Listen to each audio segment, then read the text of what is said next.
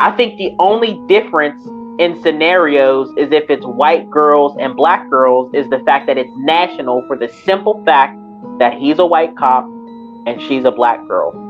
So I think that's what makes this bigger than what, I don't want to say bigger than it is, but I think I'm sorry to cut you off. I think I know what's going on. That's okay. You biased with big women, ain't you?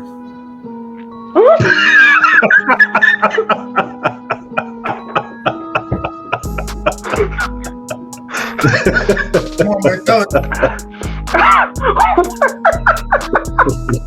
You only mess with slim, thick. Oh my gosh, you almost made me spit out my juice. No, I can promise that's not what it is. We figured it out. This dude though, like BBW. I see Monty Crosby in the house. How are you?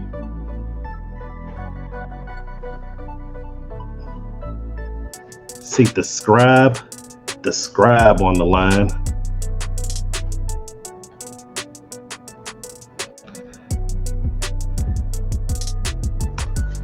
All right, welcome. Yeah, you are tuned into the TNJ live radio show in the building.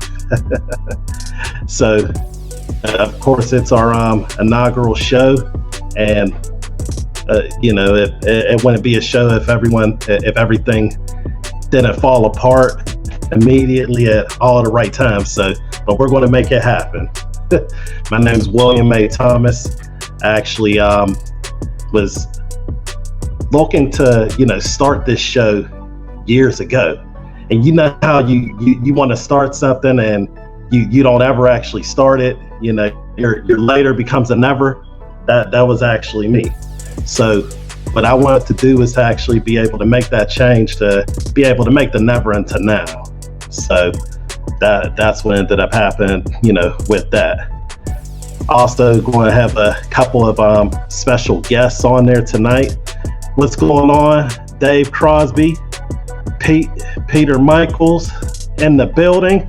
What's good, guys? All right. So, let's get into it now. Now, there have been a number of different interesting things to, discuss today. And what I actually wanted to do was just to actually bring on a quick guest. Let me just see if he's here. Bring a guest on, the Scribe. Some of y'all know him as Cal Robinson. What's the name that you used to call yourself? There were plenty. There were plenty, but I'm rolling with the Scribe now. That is me. Okay.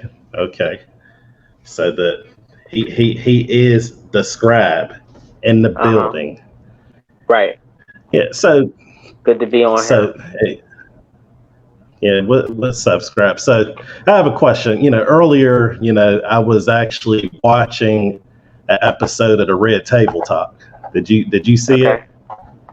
No, actually, I haven't seen it. I haven't seen an episode of Red Table Talk since Jada Pinkett mentioned entanglements.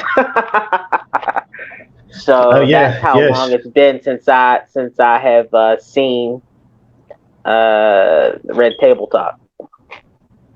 Brought a whole new, meaning to the word entanglement. Huh? Entanglement with August. An entanglement with August. An entanglement. An entanglement. An entanglement with August. Oh my gosh. I just chuckle when I hear that in my head. I really do. Yeah, well, I mean, it's 2021, and when did that happened? Last year, 2020, right? And we're in the middle of COVID. I believe so. Everyone's in the house, and all of a sudden, Jada comes with this new definition that no, I mean, it's not a new. Well, I don't know if it's a new word or not, but I call it euphemizing bad behavior, because I got nothing but love for Jada Pinkett and Will. I love them, but all all she did, when you euphemize anything, anytime you try to use a softer term to soften the blow of the actual behavior you're doing, you're using a euphemism, or you're euthanizing. In her case, she basically found a word to justify her behavior. But then you got to give dude credit, because he then came behind that and made a song about it. I'm like, wow, He this made a guy song? here has, yeah, it's called Entanglement, or something like that. About the guy's name is August, whatever his name is. Look him up and look up that song. He made a whole music video and everything. I'm like, this dude, and I mean, you have to be very secure in yourself as Will Smith to not. I don't think he made a response or anything like that, because he probably could have ended the dude's career if Will Smith really responded, whether it be through a rap or a song or whatever. But Will Smith seems to be secure enough in himself. What do you think Will? What would Will say? What could Will have said? Will Smith could have easily went on about his accolades as to who he is as a man, what he's produced in his career. None of what this guy, I think his name is August or whatever his name, so I'm just gonna call him August because I can't remember his name. But to me, I honestly think that, I mean, everybody knows that anything that young cat has done doesn't even come close to paling in comparison to what Will Smith has produced in his career. So Will Smith could have went on about a plethora of things, or even if Will Smith decided to just make a love song or a song of dedication to Jada Pinkett and their marriage, that would have been something. But either way, I think if Will Smith would have responded either way, it would have went really well for Will Smith either way, in my opinion. But he just chose not to respond, from what I remember. So, right, and I don't really know what could have really been said. So, whenever you actually think that the entanglement thing was the highest level, we get to another level. So, of course, on there, what happened today or the other day, Willow actually came out and said that she's in a polyamorous relationship. Interesting. Yeah. Okay. So what do you think about that?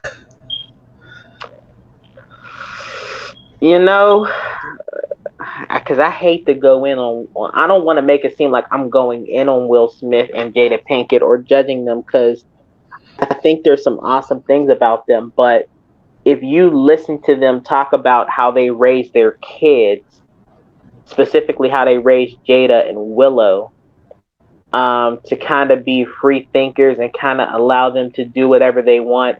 I think in one interview, I actually heard Will Smith said that he kind of regretted that, or probably would have did things different.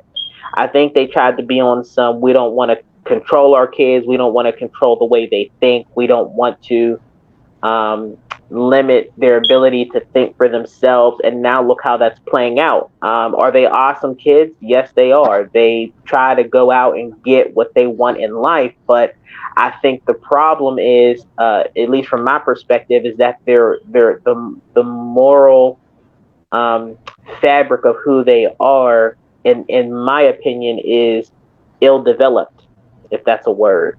So, of course, even though I'm shocked that you said that she's in a polyamorous relationship, because I can't understand for the life of me why any woman or man would want to be in such a relationship.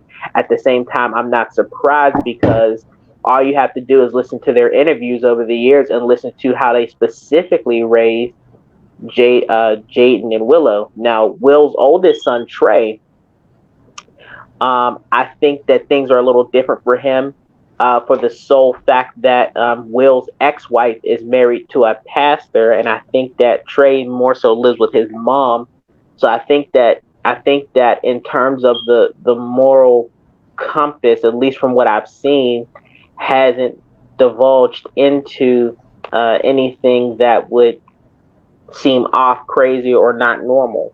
So that's just my thoughts on them. I do got nothing but love for Will and Jada Smith, but there Well, were probably before some we things get that they in, could have did different. right, I mean, before we even get into the deep stuff as far as the Hmm. polyamorous stuff, one Hmm. of the things that I find interesting is that parents nowadays might say to their kids, hey, you can grow up to be whatever you want to be. Or it seems like Sure. there's more of a leisure towards doing whatever you want to do. Right. Whereas there was a time when, for example, whatever your job was whatever your parents did, Uh-huh. or you were going to marry not based off of just who you love, but is it going to be able to benefit the household or the family or the clan or Hmm. whatever it would actually be. And Sure. I look at that juxtaposed to and don't get me wrong, I'm not saying that I'm not here suggesting people should get into arranged marriages, but Right. I do think that there's a place for it, and Uh-huh. a way that it Hmm. could be benefit towards building generational wealth. In the same way with on the job and business aspect, Hmm. whenever there are some cultures right now, you know eh, I'm gonna just speak it freely. There are a lot of Indian people, like red Hmm. dot Indian people, that they happen to end up being doctors or engineers or something of the sort. Hmm. Not saying that all of them do, because Hmm. people from India, they can do whatever they want to do, but there Sure. seems to be a propensity towards going in those type of directions, and I always thought that Hmm. that was definitely huge. What are your thoughts on that? So the one thing that I will give Will Smith and Jada Pinkett credit for is some years ago they were both on the Oprah Winfrey show when she had her television show before she had her network now. And one of the things that I think it was Will said was that when they first got together, they did what they call a marriage business plan.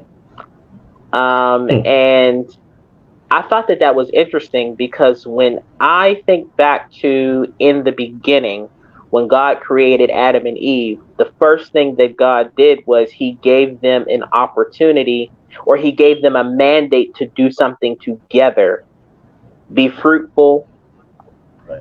multiply. So we always talk about the multiply part, but we think be fruitful has something to do with God saying get pregnant, and I don't think that that's the sole thing that God was saying. Anytime you see fruitfulness in the Bible, it talks about being productive. And so what God is saying to Adam and Eve is, don't just reproduce. I want you all to be productive in the earth. I think the problem is that when people get married, they don't have a solid conversation about how they can be productive together. I think that that's why when you're single, one of the things that you should be doing is focusing on what God called you to do. When you focus on what God called you to do and you become clear, and I'm not saying that everything will be clear 100% upfront, but when you become clear about what God has called you to do and what your purpose is, what happens is that you get to a place where you will be able to kind of discern exactly whether or not somebody that you're dating or courting is really for you, because you're clear about where you're called to go. So if you're clear about where you're called to go, it makes it easy to have a conversation about how you both can be productive together. I think that part of the reason why the divorce rate is as high as it is, both in the church and outside of the church, is one of the main things is that um, from where I stand, I don't think that couples have enough conversations about how they can be productive together. Hmm. Well, and this brings up a good question. I mean, why even get married then? A lot of Hmm. people would probably say, I don't know if you ever heard people say, there are a lot of people that have said that we were together, we were fine, Everything was good, and then we ended up getting married, and everything ended up falling apart as soon as we signed the paper, and that ended up changing things. So if that's the case, or if that's even true, why even get married? Why not just, maybe go into a committed relationship for some time, and then if it doesn't work out, you don't have to worry about the divorce rate. Because if you don't want to sin against God, then you'll get married, because I don't see nobody just remaining in a committed relationship and not have sex. Now, if we want to talk about the moral standard of it all, if you want to have sex and not be sinning against God, then what you have to you should get married, but then you shouldn't rush into marriage. I had to learn the hard way that rushing into marriage is not something you should do, even if it doesn't matter how comfortable you feel about the person. I think there needs to be some deep work that gets done before you decide that you want to put a ring on it. And so I think that what it really comes down to is people not having conversations about how they can be productive together. And then it comes down to people not being committed to the self-work, because you can be committed to a marriage all you want to, but if you're not committed to the self-work that it takes to grow in a marriage and make it work, then the marriage will fall apart. It doesn't matter how much you try to make it stay together. Both parties have to be equally willing to do the work on themselves. And I would say, because I know there'll probably be different people who have different beliefs on here, but I would say for me, you have to be willing to surrender to God. And I think it's interesting because a lot of times when we use the term equally yoked, we just think that solely means a non-believer. Two believers can be equally yoked. For example, if one believer is not willing to do the work and one is on themselves, that's being unevenly yoked.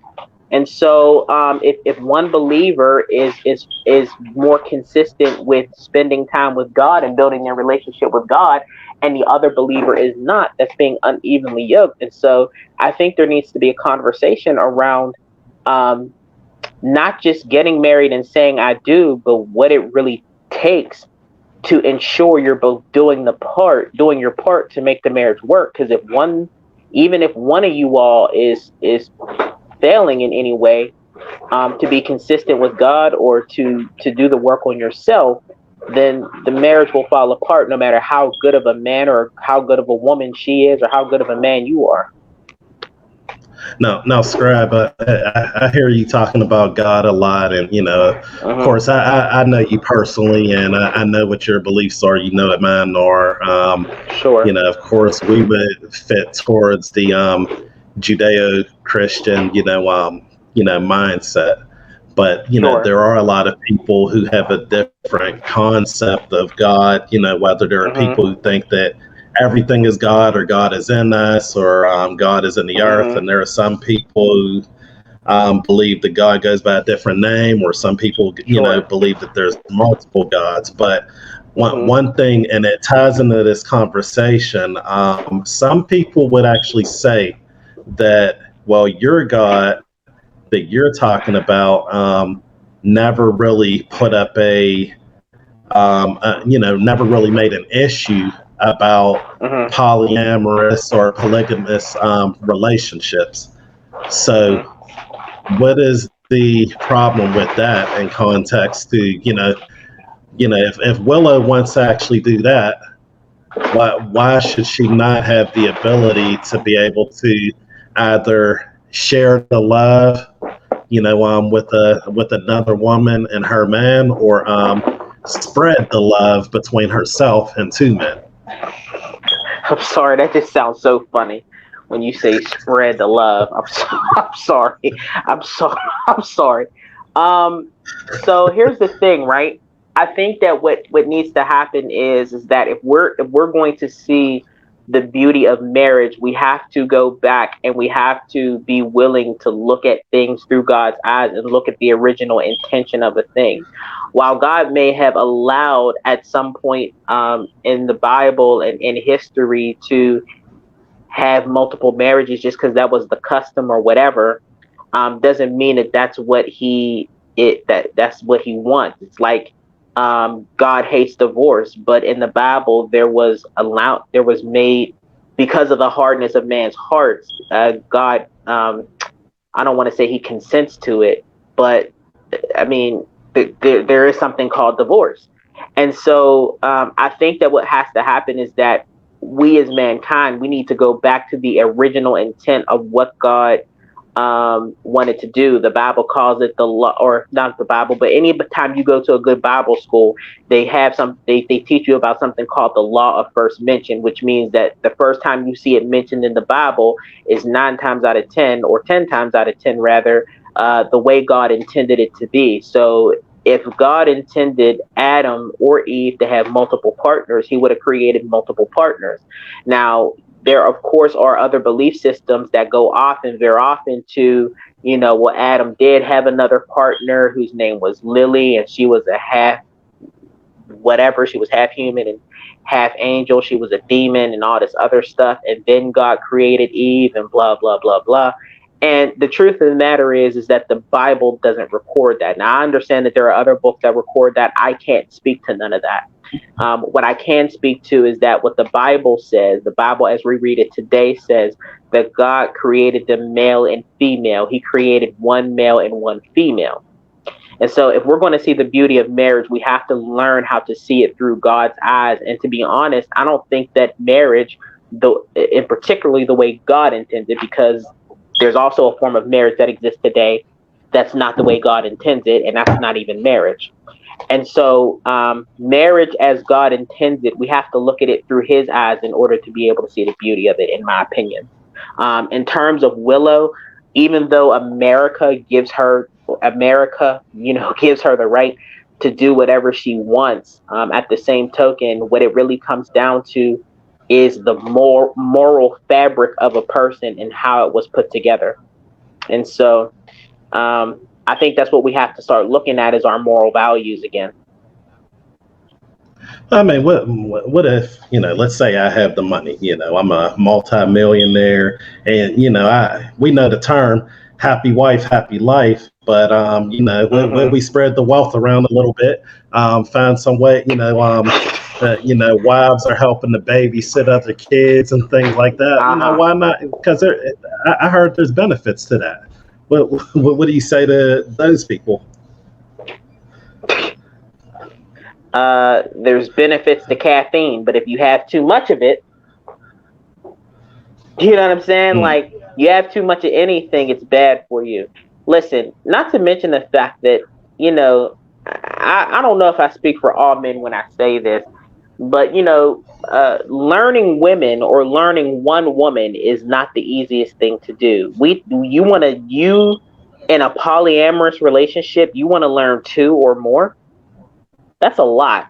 Number one, that's one reason why I personally don't recommend it, because you have to divide up your time between multiple people, and I don't think that that's healthy for long-term family building, in my opinion.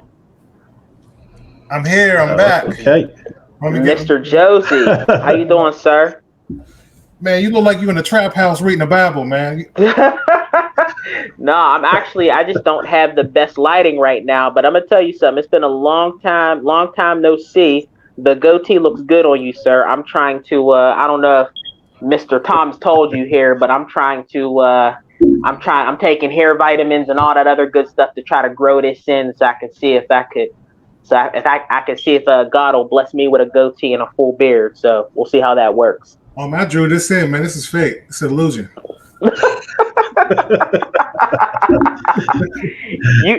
They are doing those. I have seen things for weave beards online. I think somebody needs to go back to the drawing board with that one. Wow. All right. I'm catching up, man. I was driving down the street listening to you. Almost fell asleep, man. Well, I'll try my best. I'll try my best not to be boring. If y'all want me to stay on, I'm good. No, if y'all want to get to okay. Keep on, but yeah. Black preaching, not white preaching. You sure it wasn't what you got in your head? Your blackout juice. Got to get the Henry and the Plan B. Got to get the. No matter me. So when we were, I was about to say I want some apple juice, because apple juice is one of my favorite drinks. Okay, well, that's from a special cider there, So what we were talking about, I know you were following Ron. By the way, Ron, he's all the way. Where you at in Canada? No, man, I'm down south, man. I'm on a run, man. I've been on a run from Pittsburgh since what, 2010, 11? Okay, I see. Yeah, so I see that hat. What's that hat you got there? Oh man, FSU on the check-in, man. You don't have to trade my Pittsburgh for the FSU right here. Okay. Man. FSU on the check-in. You canceled. I was getting ready to hear. I was getting ready to say that I hear a lot of black people say that they are flourishing down south as opposed to Pittsburgh because lies they tell. So it's so racist here, but that's another discussion. I'll leave that alone. Come down to Deep South and you'll see what racist is.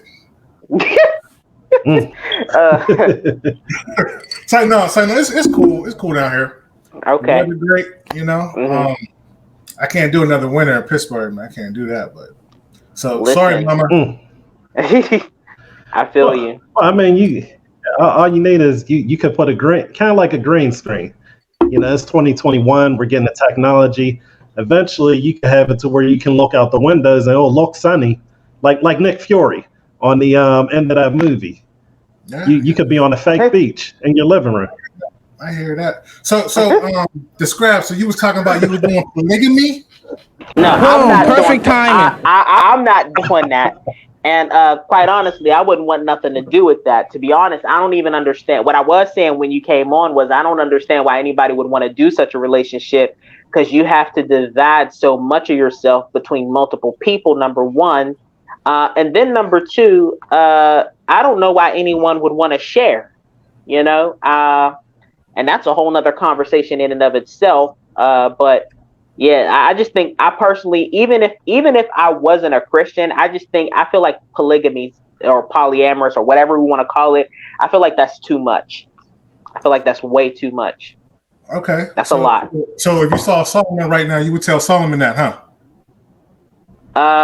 Listen, I don't know what was going on with Solomon. He was crazy. I mean, he had between the concubines, which they would consider a lesser wife, and his actual wives, the man had actually married 1,000 women.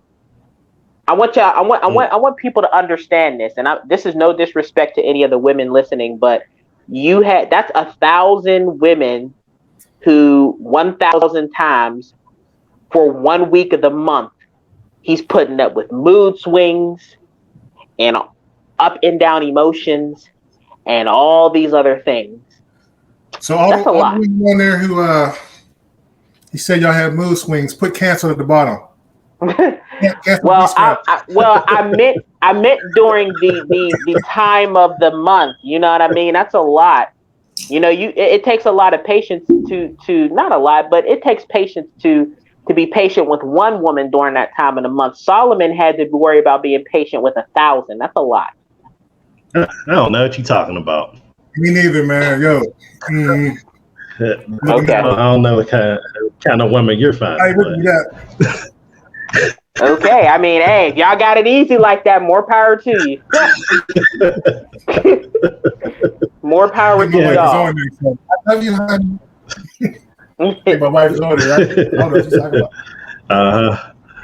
Yeah, that's why I keep on looking over to the left. She's over there giving me the look. You better not. You'll get punched in the face on camera. Your wife don't play. So you know what, Laraun, I'm definitely interested in hearing your point of view about what Will was talking about in the Red Table Talk. With Willow being in a polyamorous relationship. First of all of us have daughters on here. I don't think there's not one of us on here who will allow their daughter to be in such a relationship. But look, Laraun, I definitely want to hear your point of view and what your thoughts are. Man, I think Will's the simp, man. It's all about Will, man. Will's the head of the house. You know, he was trying to keep this relationship because he had that failed relationship around in 1994. You know, and I think for him, I think it's more he didn't want to fail because you know his wife didn't want him. You know, she wanted Tupac. You know, she wanted. You know what I'm saying? And I remember watching an interview recently where he was talking. Well, matter of fact, it was on the tabletop topics. He was saying he tried to do everything to please her, and then and he bought her a house. He had Mary J. Blige singing and everybody else singing, and she just went off on him like, "I don't want this." At that point, I'd have walked out. You know what I'm saying? She wanted a different world, huh? Yeah, man. But I'd have walked out on if I was Jada, I would have walked out when Will did that movie with his son when it was just them two. That movie was trash. What was that movie called? Really? You mean Pursuit of Happiness? Well, that depends. Which one? Yeah, that was dope. I was in the middle of about to hit the button. Yeah. I would have walked out after that movie. I thought that movie was dope. You know why? Because I'm gonna tell you why I thought it was dope. It was because of the exploring of a father trying to help his son become a man, number one. But then number two, the reason I thought it was dope is because of Will trying in that movie, because I can't remember their characters' names, so I'm just gonna call them Will and Jaden. In the movie, Will trying to teach Jaden's character how to overcome fear. So I personally like that movie just on the strength of those two things alone. Good point. I didn't see that. I mean, if I would probably block that out. When I think of Will and his son, I'm just thinking of Pursuit of Happiness. That's the movie. Yeah, it's like not being able to look at Leon no less than David Ruffin. Like, dog, he messed around and played a role, and everybody, like, even when I seen him in the 5 Heartbeats, I'm like, dog, you David Ruffin, always gonna be David Ruffin. Yep. Yeah, and that's the thing, you know, when someone puts like that movie. You know, but just a quick story about the Pursuit of Happiness. You know, that part when they were in the bathroom and he's, you know, banging on the door, you know, well, not him banging on the door, but the people, and he's saying that's the dinosaur cave. You know, I felt that, you know, there was a certain point in life where I actually experienced something similar to that, you know, with my son, to where, you know, like when I'm watching that movie. I saw you running to the Pat bus, and your son dropped that little toy, and you were like, "Come on, can I get on the 61B?" I remember that. Gotta leave it behind. Yeah, but serious, you know, there's times, especially as you know, if you're a dad and you are a single dad and you have your kid and you don't really have nothing else, you resort to all sorts of different stuff. Things get kind of unconventional there. You know, you might turn the sleeping in the car into camping night or something of the sort. You know. Sorry, Laraun is making me thirsty. Nice. Oh, that's cool. Nice kitchen there. You want to drink a pit? What you drinking? I'm going to drink some brisk iced tea. Mix with what? Brisk iced tea. It's one of those half and half joints, half lemonade, half watermelon flavors. Man, you ain't want no chaser.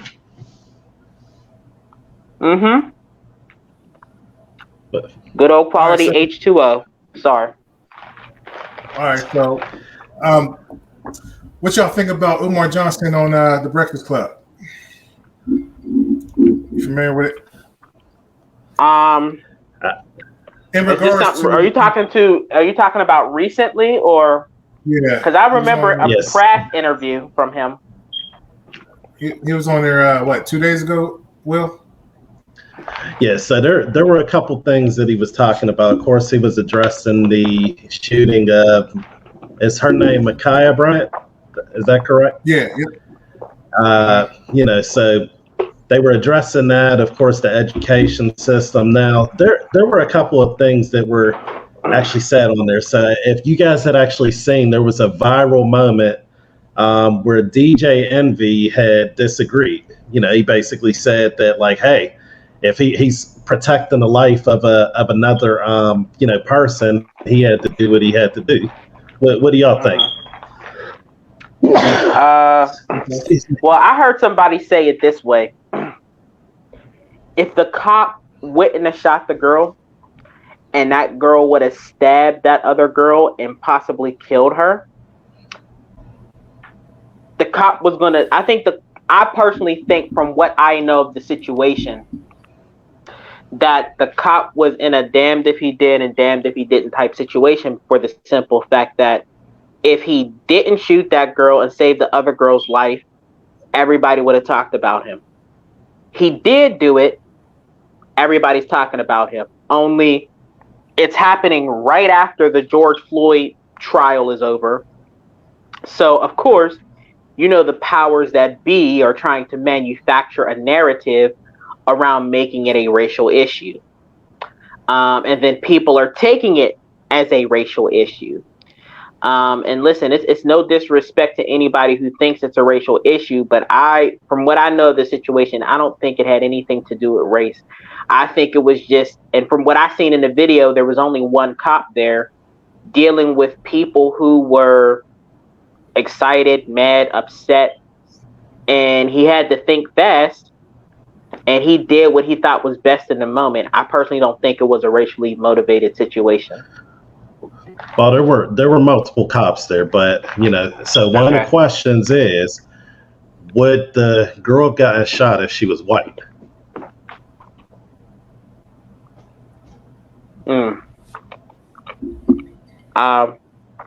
If the cop was trying to save the other girl's life, I think he would have shot her. So you think same scenario, white girl about to stab a black girl, you think he would have shot her? I mean, if we want to compare apples to apples, a white girl stabbing another white girl, I think either way, whatever the scenario was, I think she would have got shot, because, and I think I would assume, unless there is some type of evidence to prove otherwise, or unless we can read the cop's mind, or unless he has some history of racism, there's no way to prove at this point that it was a racially motivated situation other than the fact that he was white and she was black.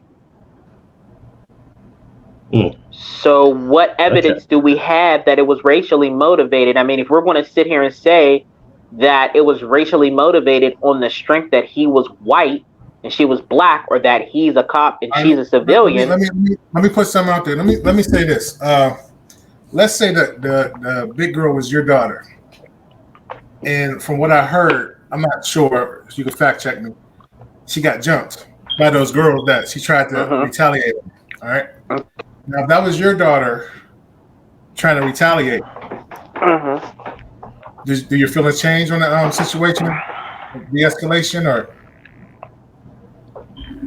I mean, personally, is Kyle going to wish that the situation could have happened another way? Absolutely.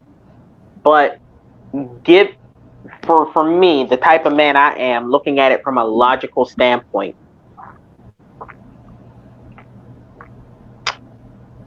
he was trying to keep my daughter from potentially killing the other girl.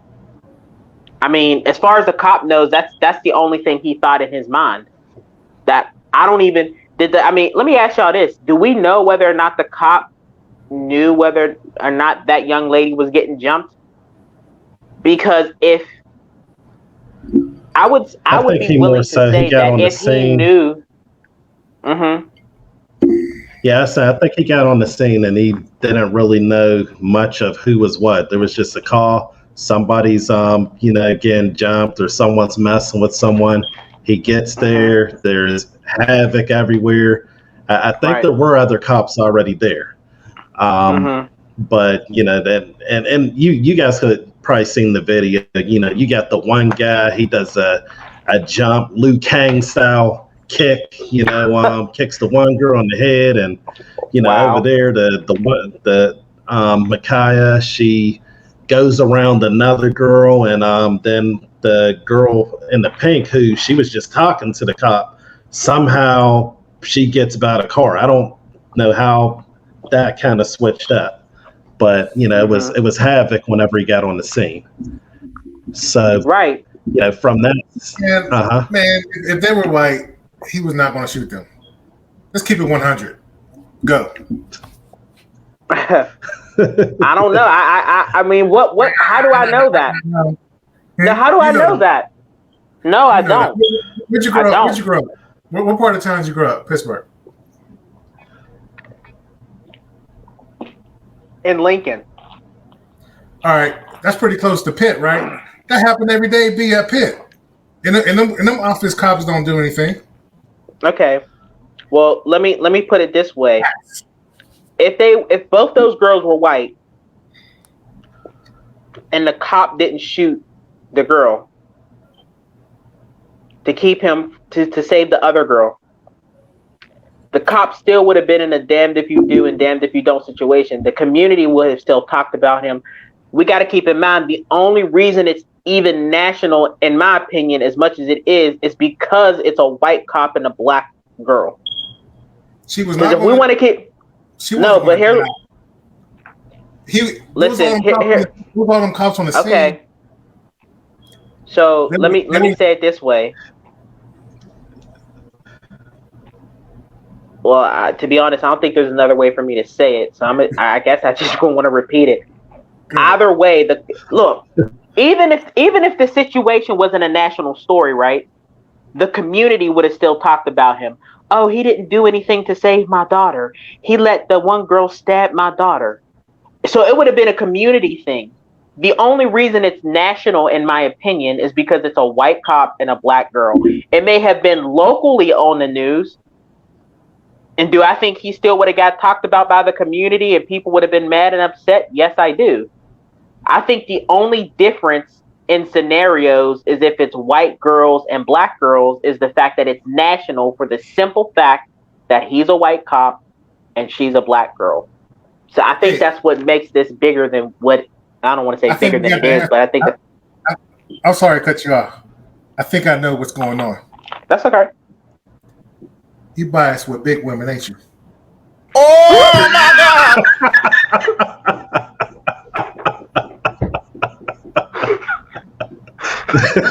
Come on, man, tell it.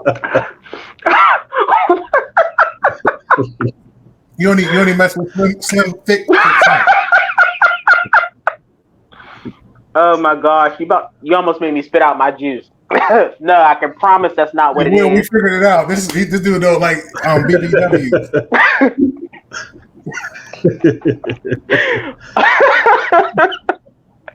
Oh my gosh. I don't know. I personally don't think it's a. I don't know. It's hard for me to see how race is involved in this. It really is. I agree with you. I agree with you. I'm just messing with you. I agree with it. But there is the aspect of where people actually do look at so the girl was a little bit bigger, and there is the aspect to where she's looked at differently. You got a problem with BBWs too? Is that what you said? But what? He said. I don't got a problem. I just already came up with a solution, and my solution has been other. Yeah, my solution is already visible. All right. Yep. But no, I do think that there is a small aspect of a bias of if it's a bigger person compared to a smaller person, to where I think that if it's regardless of color, that could play into it, because at that point they don't look at that person like a kid, especially if you just got on the scene and you don't really know who's who. You may not be thinking of this as the 12-year-old or the 16-year-old who might not be able to harm someone. You're thinking this is a whole grown woman, jumping on this little girl in the pink, even though the girl in the pink was actually older. I believe she was in her 20s, so she was substantially older. But no, Ron, I don't have a bias against BBWs. I think that whatever, they're what was that? Be politically correct. What's correct is that there's someone for everybody, and just like the Scribe has said as in the past, there are certain people that God has made for my eyes.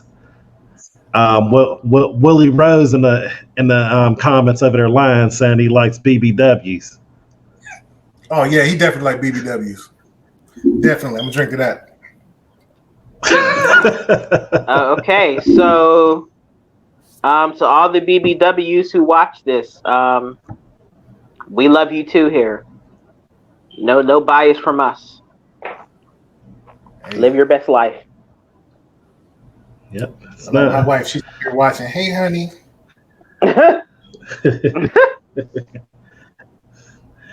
So back to this. So go ahead. Finish. So the other angle that ends up coming in. I take martial arts. Or would you say?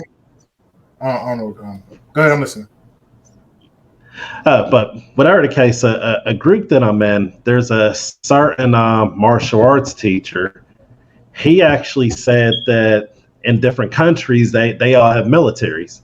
And the militaries have an arm that, extends to the police, and they have special training, and they can disarm, people with knives and things like that. So do you guys think that would have worked there? No. I don't know. I think he was too far away from her. I'm sorry to cut you off. I'm sorry to cut you off, but I'll give you this point. This person I know that from Atlanta, he went in there. This kid tried to stab his mother.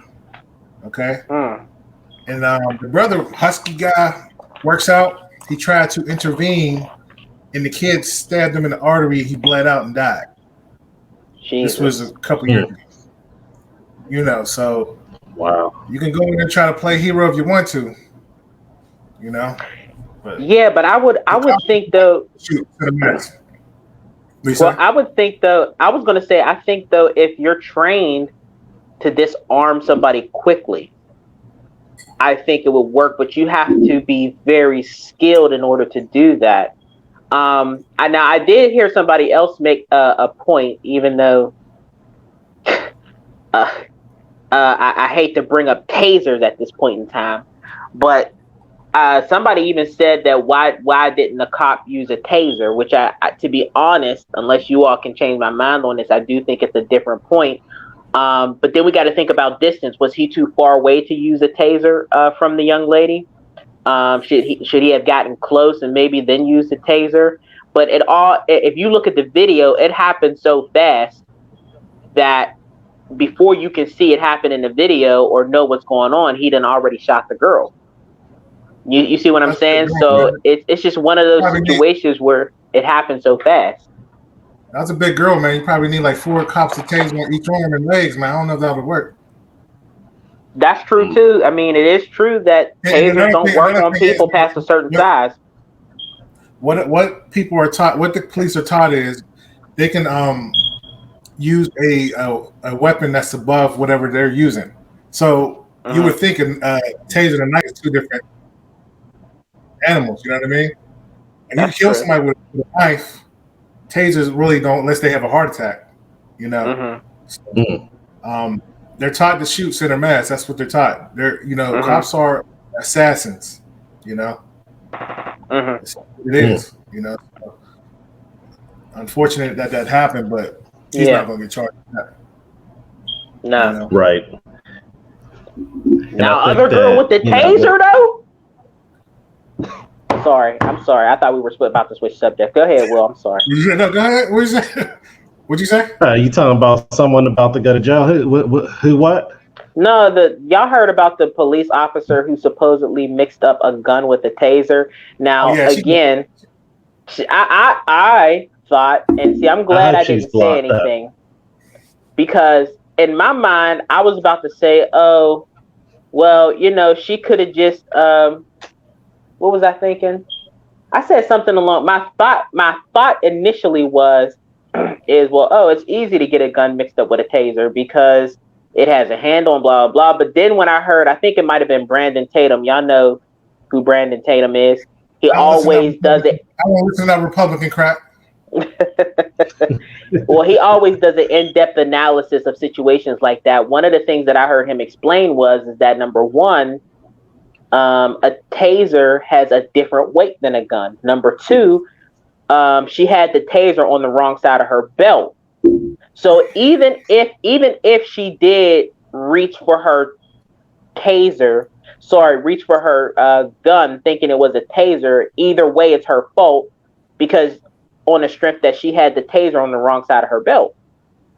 So even if she didn't feel the weight difference for whatever reason, because again, maybe it was something that was happening so fast that she just reached for what she thought was a taser, and she maybe didn't notice the weight difference for whatever reason at first, still her fault on the fact that she had the taser on the wrong side of her belt, and she should have known, and she should have been able to look down at the gun and say, oh snap, I'm holding a gun, not my taser. She's more than likely going to not, she already resigned, but I think that she should do jail time. You think? Yeah, I agree with that. Yeah, absolutely. That's kind of like if you go over to the doctors and you're going to go just get something, one thing stitched, the next thing they're working on your heart, and they so-called mix up the files, or someone's going to have to pay for that. Now, unfortunately, right, when it comes to medical, they don't usually go to jail for that. That's more of an insurance thing. But when we're talking about a life, with policing and things like that, I think that there should definitely be a penalty. Even if it was a mistake, there has to. You don't think she was racist? I think she was stupid. He what? They were trying to put the cuffs on him. Was that the one he broke out and went into the car? Yeah, that was it. But again, if we're going to consider the racism, and people used to get so mad when I was talking about these type of things on Facebook heavy. But what evidence is there that it was a racially motivated situation? You're getting mad? You get what I'm saying? Like, what evidence is there? You like white women? You dating white women right now? No. Not nothing against white women, but no, I'm not. I'm not dating. I'm chilling. That's all I'm gonna say. I'm chilling. I'm hanging back. That's all I'm gonna say right now. But yeah, I think that now here's the thing. I think that Will brought up an interesting point, because when I talk to people who kind of think differently than me politically about this police stuff, if we're going to do anything like police reform, if they could, like Will just said, learn from the military and things like that, how to effectively, if they're close enough, effectively disarm a suspect, I think all that stuff could help. But the one thing that I just got done talking to a good friend of mine about is how the media is not helping. The narrative that they run in the media, every time it's a white cop and a black person, it's always run as a racially motivated situation, and it has the tendency to upset a lot of black people. And I think that there are a couple of different psychological and spiritual reasons why that happened. But excuse me. But I think that the main problem right now when it comes to the police and the community relationship is the media and how they report it. I think that's a huge problem. The biggest problem in the Black community, since we're going to talk about it, is the lack of fathers in the house. Facts. What do you say about that? I agree. I definitely agree. I mean, yeah. That's something that we have to definitely solve, but nobody wants to talk about that. How do we solve that? First off, Will. No, I can't say nothing. You can't. We'll talk later about it. I was gonna say something crazy, but no. I retract my statement. You. Hope you weren't about to tell about my other. You ain't about to tell about. You ain't want to tell. Don't tell about my secret family. I ain't gonna do that. Y'all are goofy, man. Y'all are goofy.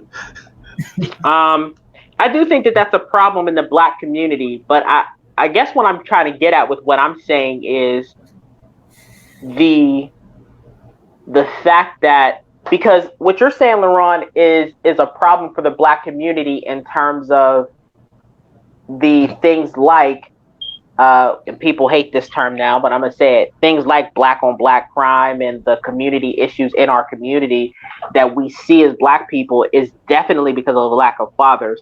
But what I'm getting at with the media is how the powers that be, I'll say, are using the media to run that narrative to control Black people's emotions, to make them upset on purpose. Now, I know that might sound conspiracy to a lot of people, but I personally think that what they're doing is that they are making use of the plight and the transgenerational trauma that has been passed down from generation to generation. And what they're doing is they're playing on it. It's almost like when you get a splinter in your finger and every time you hit that spot on your finger, it hurts like heck. Well, Black people have a lot of unresolved issues that they need to heal from. And so what the powers that be know, who want Black people to keep voting a certain way or keep Black people thinking a certain way instead of thinking logically, is every single time a white cop and a Black person wind up in an ordeal where a Black person is shot and killed, before any evidence comes out, before anything has its opportunity to be researched, they want Black people to be mad. Now, is Kyle saying that there aren't racist cops? Heck no, I'm not saying that. But what I am saying is, for the most part, that they're making use of this narrative to try to keep Black people mad and upset. And I always try to encourage people that when you see something in the news, wait before you get mad. Do research, wait for evidence to come out. Let's research the laws and let's actually see what's going on before we decide to be upset. Now, my question is, when Black people get pulled over, should they follow the law, or should they say, I got my rights and you targeting me? What do you think about that? What do you think about people who run from the police? Should they get shot for that? I'm personally I don't have a problem, because I look at it from my standpoint. I have no other choice but to look at it from my standpoint. I personally, even though I do have some anxiety, I won't lie, if a police officer pulls me over, even though I know that I assume, and most cops that I run into are just trying to do their job. Sometimes it does run in my head, well, what if I got the racist a-hole today? What if I got the racist guy who's having a bad day and he wants to take it out on me? I'm not going to lie, like, that doesn't run through the back of my head, because it does. But because I have nothing to hide, or because I have no reason to not comply with the officer, you ain't supposed to search my vehicle, but I'm going to let you do it because I don't have drugs. You go ahead and do whatever you want, but you're not going to do anything. And people know me enough to know that if the officer plants something in my vehicle, if he's one of those type of jerks, he's going to be in for a rude awakening. Well, let me Kyle just Robinson insert to court, something real quick. not only will you lose, but you're going to be paying Kyle Robinson money. But that's because Kyle Robinson chooses to live his life in a certain way to where I'm not really worried about that. Kyle, are you the Hulk? So I guess at the end of the day, it comes down to personal responsibility. If you don't have nothing to hide, you don't have nothing to hide. I'm going to comply because I have nothing to hide. I thought you speaking in third person. Go ahead, man. Will, if you're trying to talk, I can't hear you. Can you guys hear me? Yep. Okay. So, all right, here's some thought. Years ago, Chris Rock had actually put out a video. It was a so-called tutorial, but it was called "How to Not Get Your A." For some reason, I can't hear y'all. By the cops. And let me see. I can hear you. Yeah, we can hear you. I don't know if there's something different, but he's muted. Oh no, he unmuted. All right, now you're unmuted. Can you hear us? I can't hear y'all. Maybe come in and come out. I don't know. Yeah. What were you saying? But what I was saying was that years ago, Chris Rock had actually had that video. It was a tutorial how to not get your behind kicked by the police. Now, and it had the things with your hands on the wheel and all those things. But now the difference is that people are getting, are more people getting killed by the police, or do you guys think it's more so that media, the availability of the cameras and social media is making it more evident of the same people getting killed by the police? He said he still can't hear, so I don't know. Well, for me, I think it's the access to cameras. I think it's always been going on. The statistics states that obviously white people get shot more than blacks, but not to say that black people don't get harassed in the neighborhood. I can't say that. They definitely get harassed in particularly the poor neighborhoods. I think you get a lot of cops who young, and they lived in a predominantly white neighborhood, and they got to do the black beat, and I think they still don't know how to handle black people. That's what I definitely feel. So, because like I said, it's totally different when you're dealing with like colleges, because all this stuff goes on in the college campuses. Like they're fighting, weapons, drugs. Like recently in Florida State, there was a death, with the fraternities. So all this stuff is going on. They just tend to handle them differently than they do us. I believe it's a fear. I can hear you. Can you I can hear y'all now. I don't know what happened, but I can hear y'all now. Yeah, so I definitely believe that they handle black people differently than they handle white people. Like I said, you go to any college campuses across the United States, they're fighting, they're stabbing each other, they're doing all these things, and all the white cops do is spray them in the eye with some mace and arrest them. But when it comes to us, we have to be on our P's and Q's. We can't be the angry black person because you're gonna get shot. Point blank. Period. That's just what it is. So it sounds. I guess I'm coming back in on the part where we're because it sounds like Laraun, you're talking about that college cops are basically racist towards black kids. Is that what you're saying? On college campuses? No. What I'm saying is, he asked a question about. You want to answer your question again? So what I was talking about was, and so before it was more so talking about like Chris Rock talked about getting your behind kicked. Now it's more so escalated towards where people are getting killed, and of course we know that there's more access to the cameras. So the question is it only the cameras making it more evident, or is there something more going on? And I think that's where Laraun was actually talking about. It's not necessarily just racism, but it's handled a little. If I have it correct, you said it's handled differently in the hoods compared to the college campuses. So you would probably, would you say that, and for people in from Pittsburgh, there's an area called I'm gonna use two of them, and no one don't anyone hate me for saying this, but McKeesport and Turtle Creek. Those are two examples where it's low income.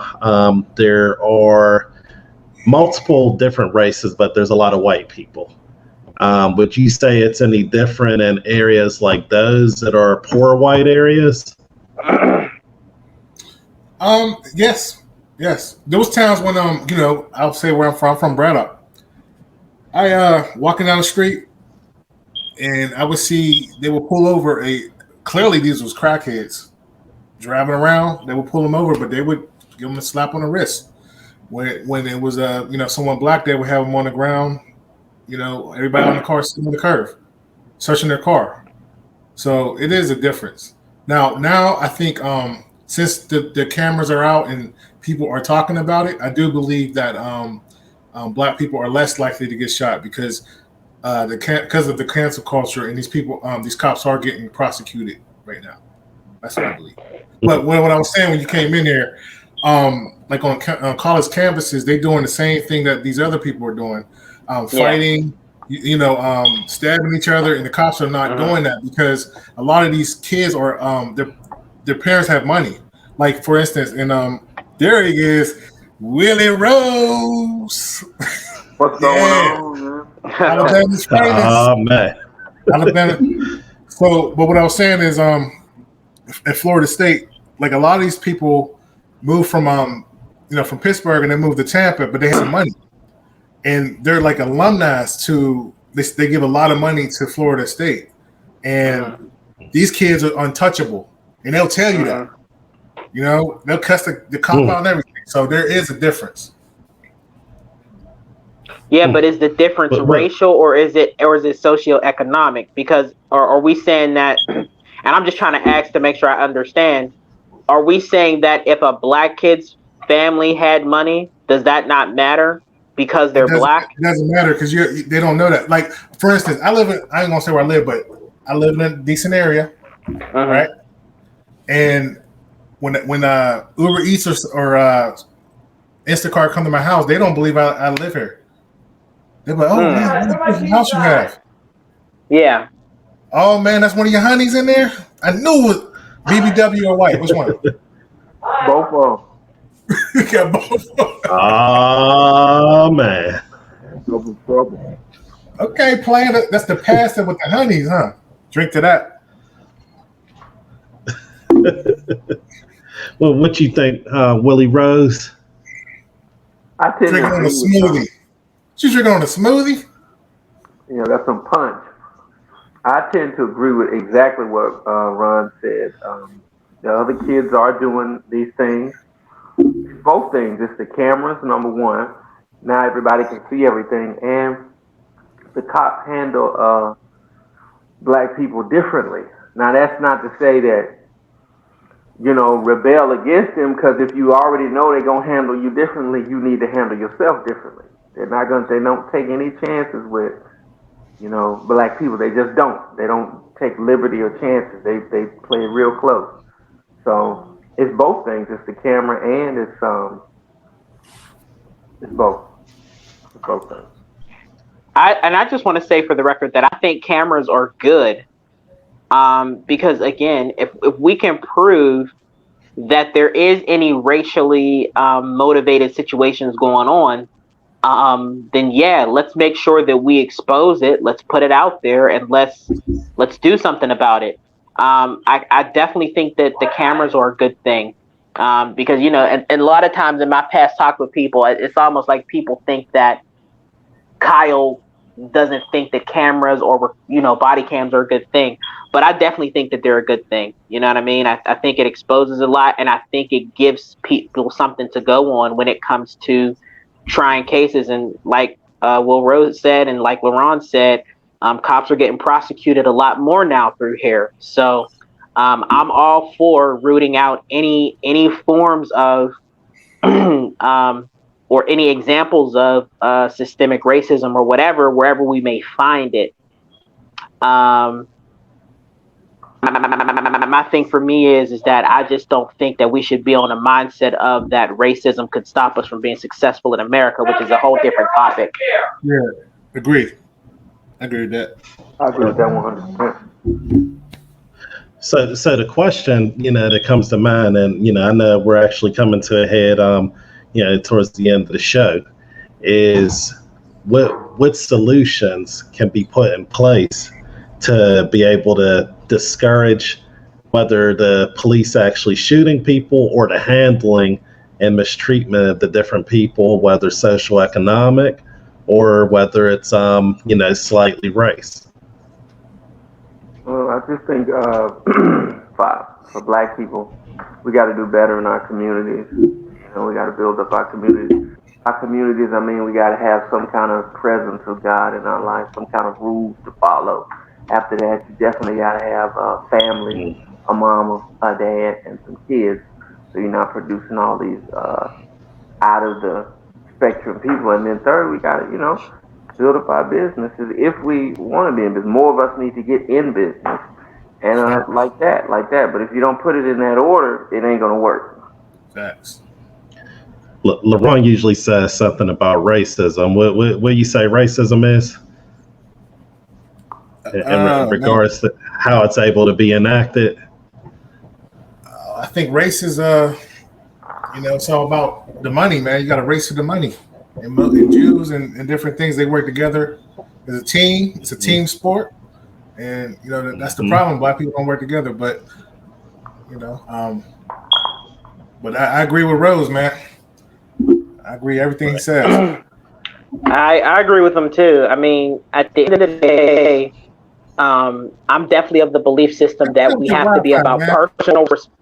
What's up with your Wi-Fi, man? Huh? What's up with your Wi-Fi? Oh, it's not my Wi-Fi. No, it's not Wi-Fi. No, it's not Wi-Fi. It's the fact that I'm on T-Mobile's WAC service. That's what it is. But I agree with baby.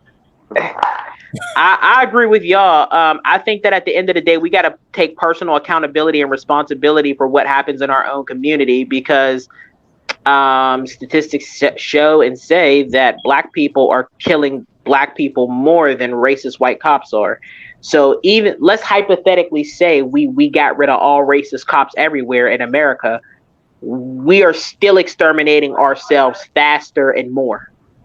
So I think that there needs to be a thing about, we have to learn how to value life, the sanctity of life, and learn how to see life, in my opinion, through God's eyes. Like Will Rose said, we have to have some presence of God in our life and in our community. And I think that with that, we have to learn how to see life through God's eyes. Every life is valuable. And it's valuable to the extent that, as a Christian, I believe is valuable to the extent that Jesus Christ died for everyone. So if my life is valuable, your life is valuable, and we need to learn how to see each other as valuable, so we'll stop killing each other in our own communities. Also, building up businesses. I would even say also getting into investing. I don't know if y'all noticed this, but I noticed a lot more Black people, myself included, getting into Forex trading, getting into stock trading, getting into cryptocurrency investing and trading. I think that we have to take up new skills. Yeah, credit. Yep, credit. Yep, credit. I think that we need to do all of that. Let's be willing to learn some new skills and improve our life and get our money together, because as we get our money together, we can create a new Black Wall Street. Our money can circulate more in our community if we have it to spend more. But yeah, that's a whole nother conversation, because now we're getting into financial literacy and stuff like that. You know what? And speaking of that, and I actually have to get the date for it. I'll probably have it by next week. I'll actually be doing a financial literacy class for kids, and the hope is that I can actually, get it live stream. but it'll be at Steps of Faith Tutoring and Enrichment Center in Monroeville, Pennsylvania. So more information, I'll actually post that, and anyone who's interested, just you can shoot a message on the TNJ Radio fan page, and on there saying you're interested, or if you know any children that are interested, and we got to take it from there. Each one teach one, and we can end up reaching 100. Absolutely. I fell asleep, man. I don't know what you was talking about. You was boring me. I was like, that's because that hat's choking your circulation over there. Oh, that tight hat. You turn around like. Y'all goofy, but that's a business alone right here. Makes business. 80s baby. All right. So we wrapping it up. Any last words? So, I think this was great. I'm glad you blessed with your presence. Let's see. Yeah, I was blessed to be able to be on here too, and if you guys think I can contribute anything in the future, let me know. Absolutely. We need that Bible going on. You know what I'm saying? Pimping and spitting spiritual guidance. Well, you know what? If however God wants to use me, man, I'm just in a place in my life where I'm just trying to surrender more to what He wants me to do. So if that's what He wants me to do, if He wants me to bring His word to bear in conversations like this, and I'm all for it. All right. Cool. Well, we'll take care of business and let the business take care of itself. And, with that, wish you guys success and a good night. Anyone got any last words? Will over there waving to his fans. I think he got off. But, he got off. He must have got caught.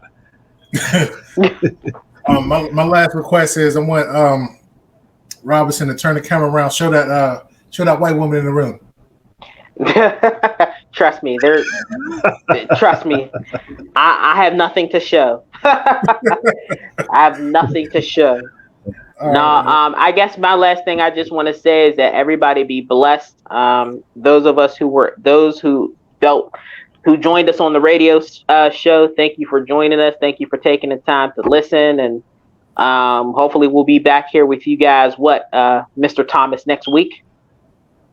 I was about to say, man, you still on all the lines. Anyway, my bad. I ain't it's all good. In the hood, maybe you had that secret Jesus talk. He must have told you the lines. Hey. Anyway, we'll actually tune in next week, Wednesday at 10:30 p.m. Same bat time, same bat channel. Right. Anything you got to say, Laraun? I'm good, man. See you next week. All right. Well, enjoy that apple juice. All right. Yeah. All right. You all have a blessed night. All right. Bye-bye. All right.